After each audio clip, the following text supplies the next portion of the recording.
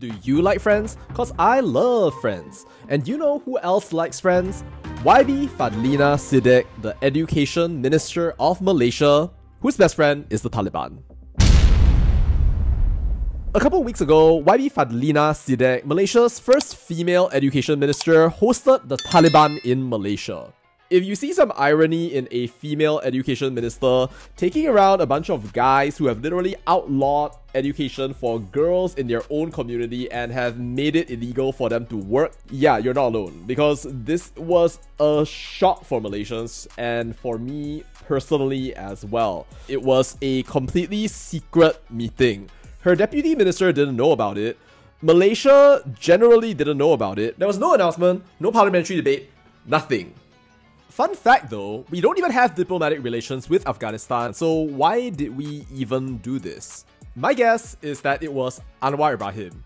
Our Prime Minister enjoys becoming the hero of the entire world. Whether he is going to become the hero of Malaysia at some point is another story altogether.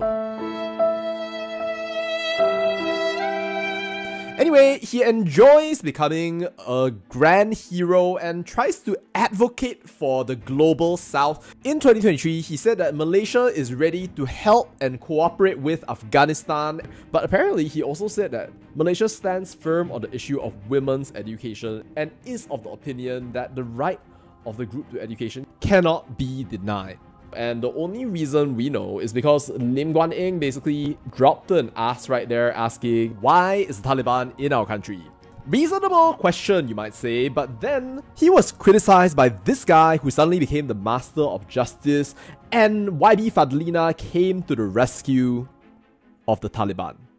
And she says, we showed them what an inclusive education system consists of, with a focus on improving access and equity regardless of socio-economic status, gender, ethnicity, and geography.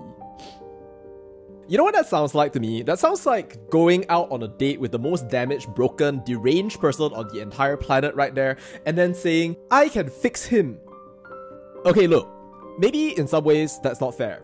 Even though the track record of the Taliban has not been a great one, Malaysia does sell quite a lot of palm oil to Afghanistan, and I know it's true that Talib means student, and Taliban basically means the plural form of student. The fact that they're called the Taliban there means that they are part of a community of students, and what better than to receive instruction from a female education minister that you may learn how to teach your oppressed women.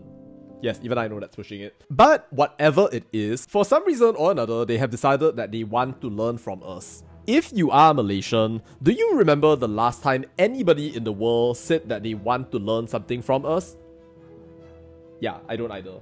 If they want to learn from us, then should we not consider it an honor? At least that's the thinking. I mean, yeah, like, it's great for Malaysia to contribute positively to Afghanistan or to the world, but the open question that's on everyone's minds right now is, what happens if they influence us instead and we become repressive rather than they become more liberal? Have you thought about that? Did you consider it? Well, because the Malaysian people sure are thinking about it right about now. Which then brings me to the next question. Why did the Malaysian government try to hide this meeting from us? And if it did not try to hide it, then why did it not make an active effort to reveal it to us?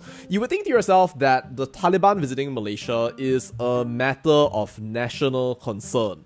And you would think to yourself that given the reputation of the Taliban, that it might be worthwhile to let the Malaysian people know via parliament or maybe television, an announcement of some sort, rather than having them find out that there was a secret meeting that you told nobody about.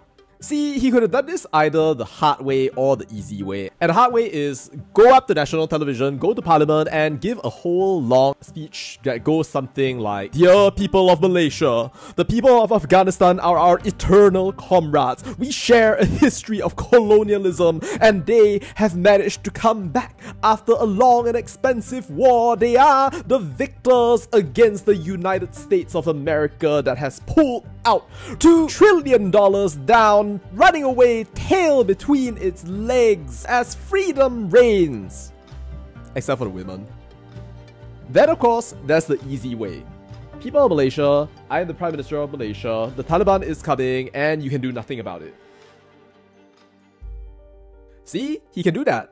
I mean, he'll probably get voted out in the next election, but it's still better than having your education minister invite him in, not inform her deputy, and basically demonstrate that communication is failing not only between the government and the rakyat, but also within branches of the government and even the ministers right here. We don't have to go into the whole story of how we share a colonial history, we're both Muslim majority nations, and we have a duty of care to one another. That's not necessary. Like, all we ask, I genuinely believe, as the Malaysian people, is that our leaders actually talk to us rather than talk at us and keep information from us that is very important for us to know.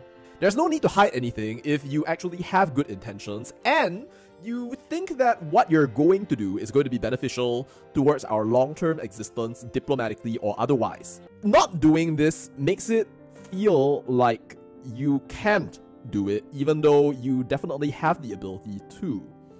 Unfortunately though, that's the vibe that I've been getting from this government for all this while, which is strange because you would expect the communications from this country to be a #1 priority given how important it is and given that perceptions drive everything. Countries trade with us and people visit us for tourism based on the positions of our country. If we're seen as extreme, then that's going to drive people away. If we're seen as being in solidarity, I'm not sure what that actually gets us, but apparently, yeah, it can be good right there. But either way, we need somehow or another to ensure that we manage our reputation. And back home, you need to somehow care about what your citizens think about you. Are you a weak leader? Are you a strong leader? Are you really capable of driving change? Or are you just using beautiful words to try to convince people who see what you're doing and are already aware that nothing could be further from the truth? I'm gonna end by saying this. This whole thing with the Taliban has been somewhat surprising and also disappointing for me as a citizen of Malaysia. It showed to me that Malaysian leaders not only seem unable to have hard conversations with their citizens, which are important for actually developing the country, but they seem to have very little idea of how to actually manage perceptions to deal with things like scandals. Like once we had Saltgate, then we had Sijil Halal Gate, then now we have Israel Gate, and lastly, we now have Taliban Gate.